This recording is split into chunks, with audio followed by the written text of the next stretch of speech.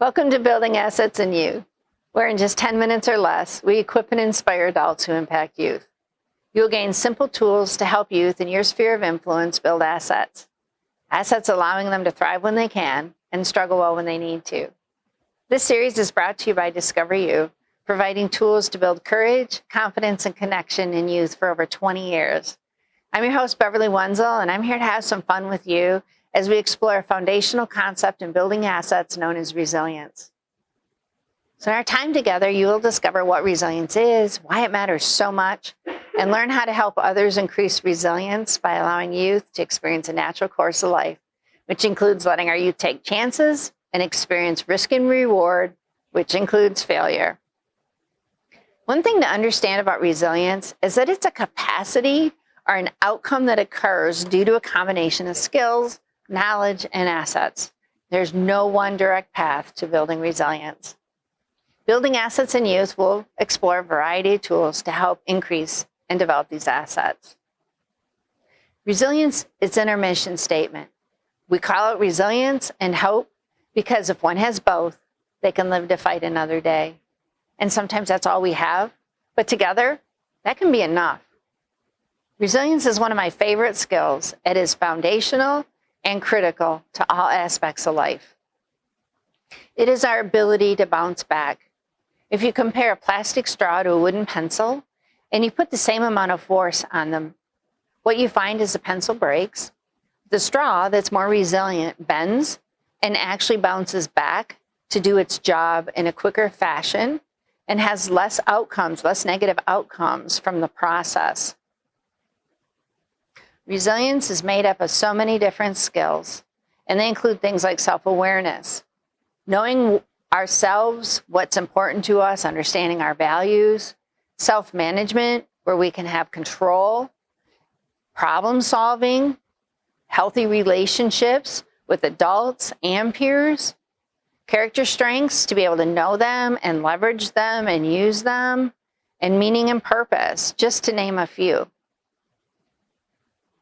There's also key protective factors that play into resilience. There's things like family with high cohesion and low discord, where you have appropriate and supportive parenting. How about other relationships, other caring adults, peer-to-peer relationships, social and pro-social relationships, and our community, good neighborhoods, pro-social organizations. These positive factors around our youth help protect them and ensure resiliency. However, some of the most resilient people we know have very few of these protective factors. And so resilience, like a lot of the concepts that we teach in Discover You, was formerly thought to be something that you either had it or you didn't. But now we know it's a skill that can be developed. Resilience is a muscle. It needs to be used, it needs to be exercised, and we need to be intentional about it. So there are some things that we can do to help youth become more resilient, and one of those is around helping them to fail well. But allowing failure seems to be a bit counterintuitive, doesn't it?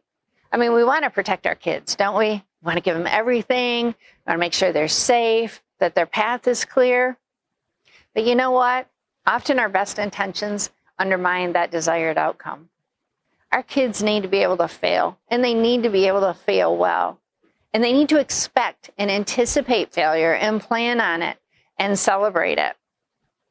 So think about some of our most resilient heroes or people in our life that are just there and they're demonstrating resilience every day. Think about Rocky Balboa. He fought his own battles, and every battle that Rocky fought, every struggle he had, prepared him for the next one. And we all know that young person that doesn't seem to have any support at home, but they get themselves out of bed and they go to school and they show up every day and they seem to be very able to weather the storms. These are resilient people that are using different aspects of resiliency to excel. So how do we foster resilience? Well, we can address a situation or a conversation, and the way we do it significantly impacts the outcome when we're trying to build skills of any sort in other people. So it's often quicker and easier to disseminate wisdom, find solutions, and solve problems for people. I'm a master at that. But for the individual who's fostering skills in others, When we defer to our own wisdom, it's not helping the other people develop theirs. And we already have the wisdom. That's not the purpose of the conversation. Individuals learn at a deeper level, and they can apply the concepts to their own lives when they solve the problems themselves. And if you think about it, when do you become a good problem solver? Well, when you have to. When we have to do things 2 and 3 times, when they don't go right the first time. We learn to solve problems when we fail. And so the more we fail, the better problem solver we become. It's a core concept in helping youth to build resilience. We really need to stop doing for them what they can and should be doing for themselves. So what can we do to help our young people fail well? Well, one thing you can do is normalize it. I mean, we're failing every day. We can talk about our own personal failures. We can embrace it when our young people come home and share things that didn't go quite right. And we can manage expectations. We need to stop setting out every day to be perfect. We just need to do.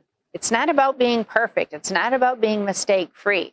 Manage those expectations and plan on failing. You can take down those signs and remove that stigma that failure is not an option. My goodness, failure is the only option. And if you're never failing, think about the idea that you're just not reaching far enough. You just have not pushed the boundaries enough. Life, when we stay within our area where we're guaranteed success, it's very small and it's very limiting. And don't just tolerate failure. My goodness, celebrate failure. It's worth celebrating because we learn every time. Use failing for what it is, which is a learning opportunity, and make it a normal thing in the environment that you're in. Because think about this, the best stories you hear aren't about things going perfect the first time. That's not even how novels are written. Right? The best stories come about under the idea, let me tell you about a time, or gee, that didn't go as planned, or I tried and tried and tried again. So what we want to be able to do is have a conversation around failing. So the tool I want to share with you is just how to have these conversations, how to have questions, what to ask. So think about this. Approach a young person and ask them, what would you do if you weren't concerned about failing? What would you do in your life as an adult if you weren't concerned about failing? What are you worried about will happen if you do fail? Have you even thought about how many failures are between you and your dreams? That's not a direct path. There's failure between where you want to go and where you are right now. And you ask them, think about it. What failures are inevitable to achieve your dreams? What failures are you willing to risk to achieve your goals? And then ask yourself and the young person in your life, what are you waiting for? And what happens when you're successful? So here's our Building Assets Challenge. Start a conversation around failing well. Ask a few questions and see if you can't just help someone broaden their future and increase their resilience. So today in our time together, you discovered what resilience is, why it matters so much, and you learned tools to help others increase resilience by allowing youth to experience a natural course of life, which includes letting our youth take chances and experience risk and reward, including failure. See you again as we continue to build assets in youth.